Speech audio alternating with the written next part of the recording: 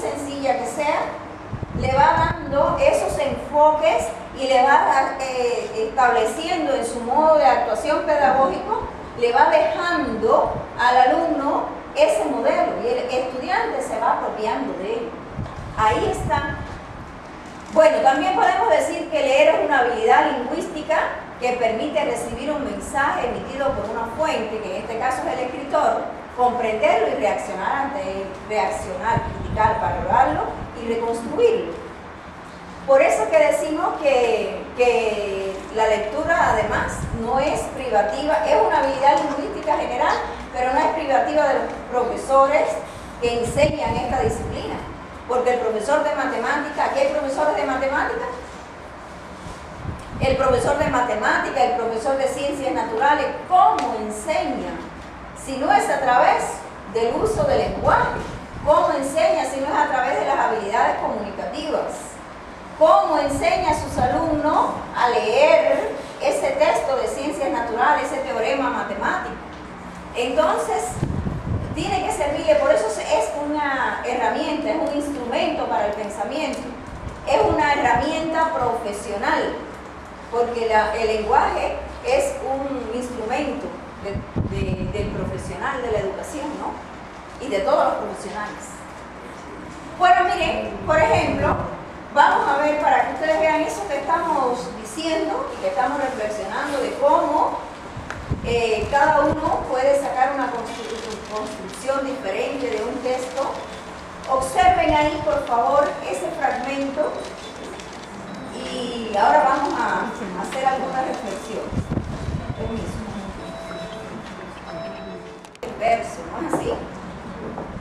El texto que se escribe en verso es el poema y en toda esa variedad de sonetos, de oda, etc. Pero está escrito en verso.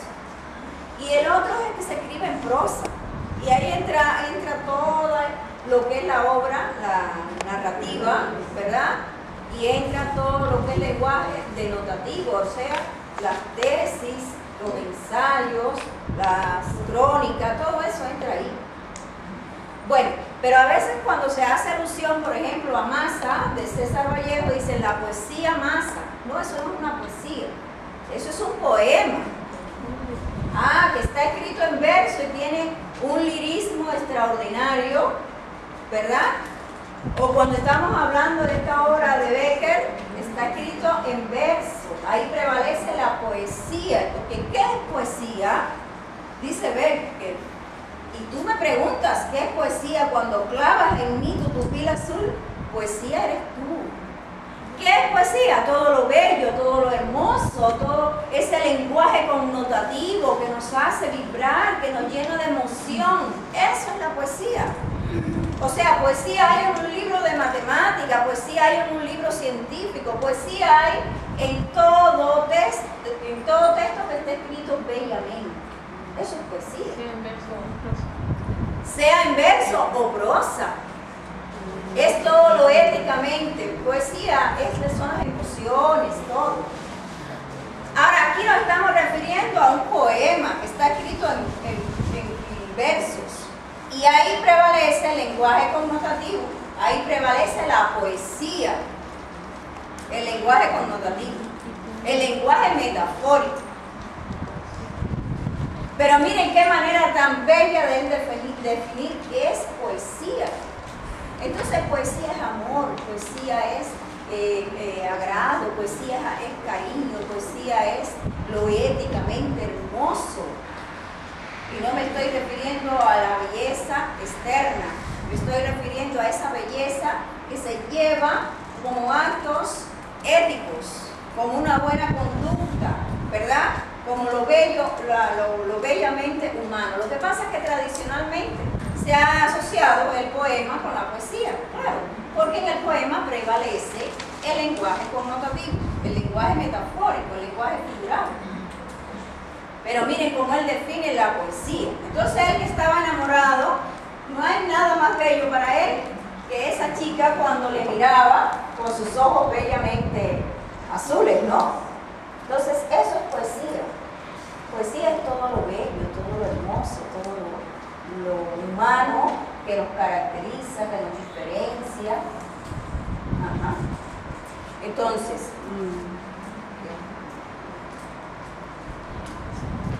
por ejemplo, miren, otra expresión, otro texto escrito en versos, también es un fragmento de Ernesto Cardenal, este gran escritor nicaragüense, ¿no?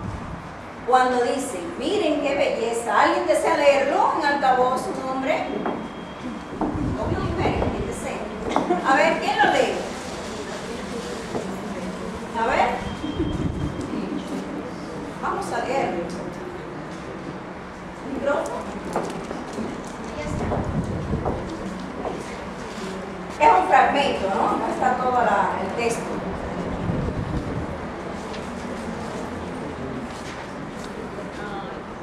Al perderte yo a ti, tú y yo hemos perdido.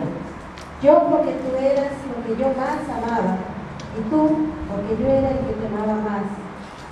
Pero de nosotros dos, tú pierdes más que yo, porque yo podré amar a otras como te amaba a ti, pero a ti nadie te amará como te amaba yo.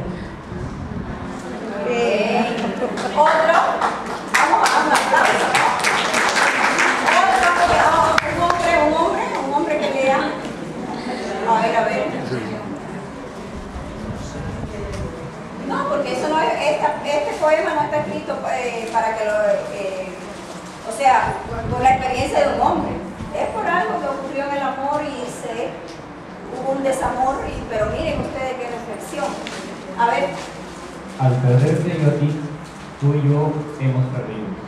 Yo, porque tú eras lo que yo más amaba.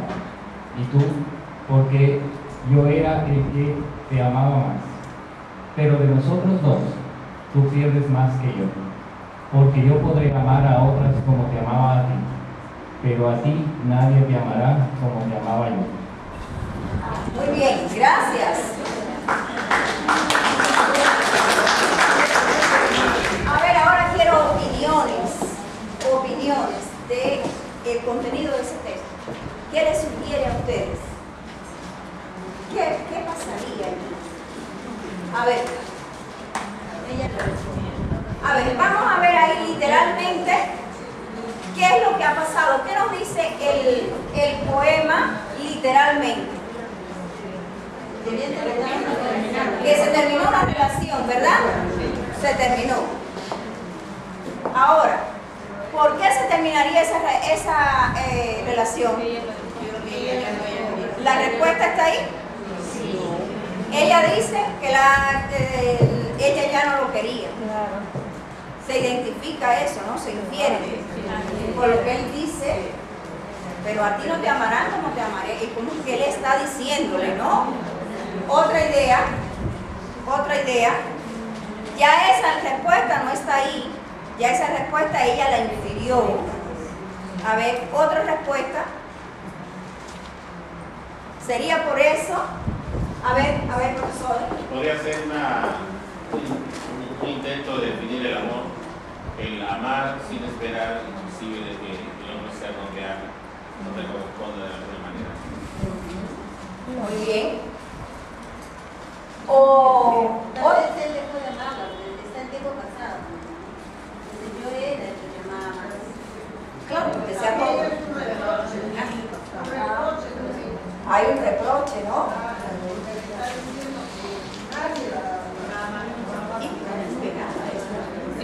Le está diciendo que como él amaba, ella va a perder más que él. Porque él sí va a tener otros amores, pero ella no. También es un poco aferrado él, ¿no? Él podrá amar a otras. ¿Ya? Dice, pero a ti nadie te amará como te amaba yo, porque para él es un amor tan platónico, un amor tan puro, tan sano, que ese amor con esa idolatría, con esa veneración, no cree él que pueda sentirlo otra persona. Miren ustedes, y así pudiéramos seguir emitiendo juicios. A ver. Yo quería decir que trata de la definición de amor, el amor, pero ama de una manera muy orgullosa, demasiado egocéntrica. Y hasta llegaríamos a la situación de ser un machista. Bueno, imagínense ustedes todo lo que se puede decir. A ver. Lo que yo puedo entender es que él dice del amor, ¿no? Que el amor merece ser practicado y por lo tanto él ama. Y al decir que ella se va es de que ella no sabe amar, porque no valoró el amor que él le da. Entonces él se considera como un ser que tiene capacidad de amar. Como la amó a ella, entonces va a poder volver a amar. Pero en el caso de ella, como fue superficial, no encontraron. Esa es la inferencia de la maestra. A ver. Y está errada la maestra, no está errada. Es su juicio, ¿no? Pero lo que sí es incuestionable es que se está hablando de un amor puro, de un amor que se rompió por determinadas razones, ¿no? Y ahí hace una analogía de cómo es el amor que él le dispensa y cómo se perdió y cómo se ha perdido, ¿verdad? Pero que nadie la va a amar porque era tan angelical su amor, tan profundo, que es muy difícil. Pero miren como las palabras se van el lenguaje metafórico. A ver, ¿quién habla? A ver. Profesora, me parece inclusive que no es tanto el machismo, sino el orgullo de haber amado. Claro, eso no es Hay mucho ego también, porque si bien es cierto, Esa capacidad de A ver. me parece que hay mucho ego. En él. Y al decir que lo amado es una forma extraordinaria, pero es un amor común, porque ese mismo amor, esa misma inmensidad, a cualquiera la va a dar, ¿no? Otras personas la pueden experimentar también, no es privativo de él. A ver. Yo pienso más bien que él creía que ella lo amaba tanto como él a ella. Y no se esperaba esa ruptura. Esa frustración, esa pena, ese dolor por la pérdida de algo que tenía y que creía que era igual, que era recíproco y que no existía, es lo que lo hace creer que él la amaba más de lo que ella a él. Muy bien. A ver, maestro. A ver, yo lo aprecio como un poema que contiene como una figura literaria la exageración en sí como tal, al momento de plasmar ese sentimiento que es el amor con tanta efusividad, elocuencia. Al decir como que él era la persona que más la quería, que más la amaba, y de cierta forma pienso que eso también es lo bello de los poemas, ¿no? Que a uno como lector le hace quizás viajar en ese sentimiento de lo que sentía esa persona al momento de escribirlo. Entonces pienso que esa es la riqueza de este tipo de lecturas, de este tipo de textos. Bueno, sí. Todo lo que ustedes han dicho está muy bien. Fíjense, ¿sabe por qué nos ha ocurrido eso? De que cada uno diga desde su referente lo que piensa sobre ese texto, porque ahí prevalece la subjetividad, porque es una característica del poema, que prevalece, aun cuando el poema sea épico, va a prevalecer la subjetividad. O sea, no se expresan las palabras con precisión, con coherencia, con precisión, con lenguaje denotativo, sino que acude al lenguaje metafórico, y ahí está la subjetividad de que para unos la identifiquemos con determinada carga semántica y para otro tenga otra. Por eso cuando conducimos ese proceso en nuestras aulas tenemos que tener claridad de qué tipo de texto estamos analizando. Pero lo que sí es incuestionable es que está aludiendo el amor como expresión de la sensibilidad humana. Aquí es un amor a la pareja, pero el amor lo tenemos que ver en toda la extensión de la palabra, ante todos los actos de la vida, ¿no? Y el amor a una pareja, un amor puro, un amor sin maldad, un amor sin interés, a no ser la de entregarse el uno al otro, ¿no? O sea, un amor tan sublime el que él experimenta, que no cree que exista, y ahí está donde se aferra la exageración, que no cree que exista otras personas que pueda experimentar ese sentimiento. Ahí está la belleza del poema. Bueno, muy bien para Ernesto Cardenal. Hay que leer a Ernesto Cardenal, hay que leerse la obra de Ernesto Cardenal, preciosa. Bueno, entonces miren ustedes, ese es un texto literario puramente donde prevalece el lenguaje connotativo, el lenguaje de la subjetividad, el lenguaje de las emociones, y por eso es tan difícil conducir la comprensión y mucho menos pensar que todos van a decir lo mismo de un texto. Error. Ese error nos llenó la vida a los maestros hasta hace 10 años. Todavía hay maestros que están impregnados por eso, que creen que todos deben responder lo mismo. Y en ese sentido tenemos que ganar mucho más y seguir compartiendo este enfoque de la María Elena Dubois de la lectura como proceso interactivo de pensamiento y lenguaje. Bueno, entonces la comprensión es un proceso, como ustedes han dicho hoy, es un proceso que nos permite entender cómo el autor ha estructurado su texto, ¿verdad?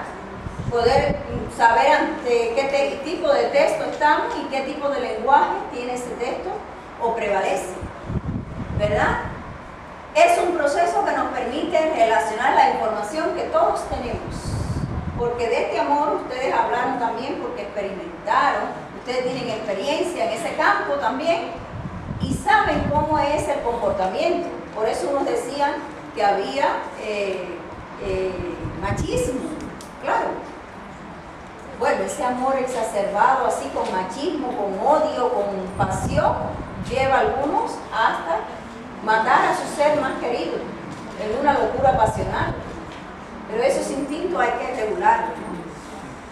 Bueno, entonces los conocimientos previos del lector que enriquecen o aclaran el sentido literal, porque lo que nos decía el poema estaba muy bien dicho allí, pero ustedes interpretaron otra cosa, otra. ¿Por qué? Porque estaba escondido allí debajo, subyace ahí la información, eso es lo que se infiere. Esa es la inferencia. Bueno, todo eso nos permite construir nuevos conocimientos, construir nuevos textos, comprender, satisfacer las necesidades cognitivas que tenemos ante un texto. Eso es comprender, no hay que rebuscar tanto, no hay que desgastarnos las neuronas buscando qué es comprender y por qué mis alumnos no comprenden. No comprenden los alumnos, en primera, porque tienen una escasez de vocabulario. Y dice Subiría, ¿no?, que ha investigado, y nosotros también hemos investigado eso, que uno de los mayores problemas que tenemos para la comprensión de un texto es la escasez léxica. Porque tampoco te puedes pasar todo el tiempo la lectura, que esto significa tal cosa y que esta palabra significa la otra. Tiene que haber un campo léxico en las personas, tiene que haber un nivel cultural en las personas para que puedan comprender. Ese es un problema que existe, que nos está machacando en la comprensión. Otro problema, son muchos problemas que interfieren en el proceso de comprensión. En la primera parte hablé de la globalización. Otro problema es los problemas visuales, auditivos y de procesamiento de la información, que a veces son imperceptibles. No se pueden percibir los problemas de falta de visión, los problemas auditivos a simple vista, el maestro no lo puede. Incluso hay niños que no están demostrando que no tienen ninguna incompetencia en sus órganos sensoriales. Sin embargo, hay barreras en la visión. Solamente un especialista puede determinar el déficit de visión que tiene.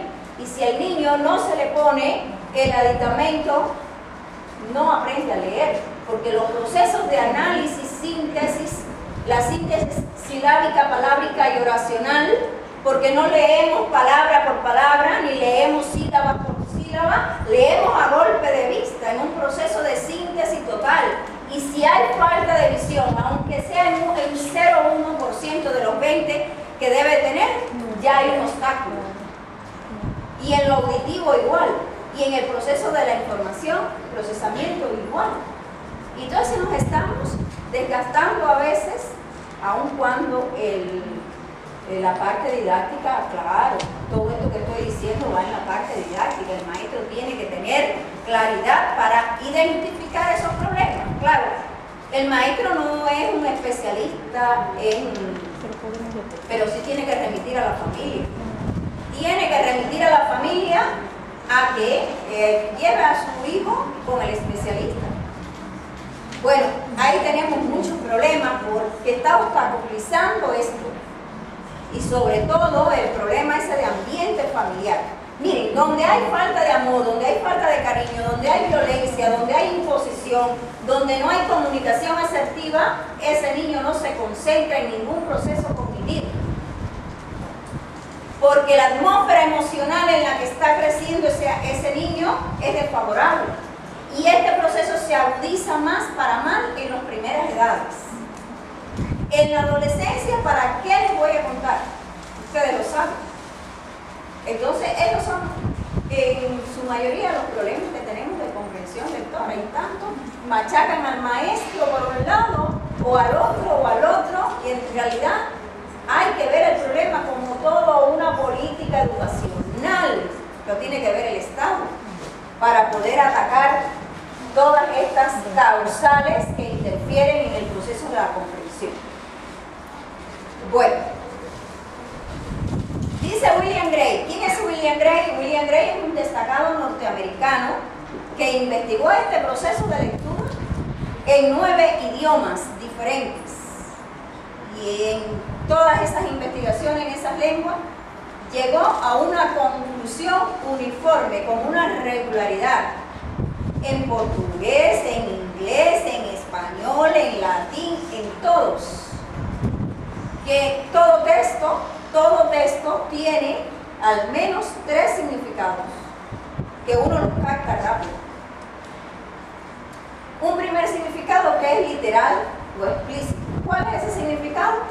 El que se expresa de manera directa y obvia en el contenido del texto. Con yo abrir este libro, saber que esto es un cuento, que lo escribió tal autor, etcétera, cuál es su título, que es una manera anticipada y sintética de decir el contenido de la obra, ¿verdad? Eso es el contenido, el significado literal que todo texto tiene. Y este significado literal es reproductivo, señores. Cuando vamos a los niveles de asimilación del conocimiento, partimos del reproductivo.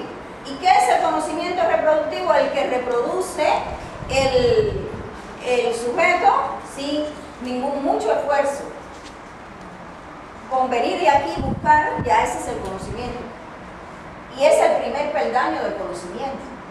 Ahora bien, el significado intencional o implícito, ese fue el que ustedes captaron del poema del poeta Ernesto Cardenal.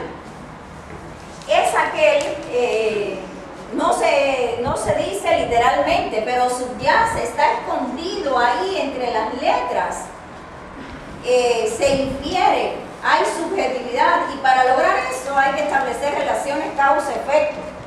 ¿Qué ocurrió? ¿Por qué ocurrió? ¿Cuáles son el accionar? ¿A qué obedece? ¿Qué causa lo motivó? ¿Qué generó? ¿Cuál fue el efecto? ¿Cómo fue ese efecto? Como se pueden dar cuenta ustedes, para lograr ese significado intencional o implícito hay que analizar el texto. Hay que analizar pormenorizadamente, descomponer. ¿Y qué es el análisis? El análisis es un proceso mental que nos permite descomponer el todo en su parte, desmenuzarlo, ¿verdad? Desmembrarlo. Vamos analizando para saber cuáles son sus... Y después, mediante el proceso de síntesis, se agrupa. Y el proceso de síntesis es el que nos lleva a nosotros al tercer nivel de comprensión, que lo vamos a ver ahorita. Bueno, ese es el significado intencional, el que está allí, pero hay que inferirlo, hay que llegar a él como resultado de esas inferencias, de esos análisis, de esa decomposición. Y después Bueno, vamos al significado complementario. Tampoco está en el texto. Son los conocimientos que yo tengo relacionados con ese tema que enriquecen o aclaran el sentido literal. Son los conocimientos previos de los que habla María Elena Dubois y todos los enfoques que hay sobre la lectura de hoy. Y habla Ausubel con sus conocimientos previos.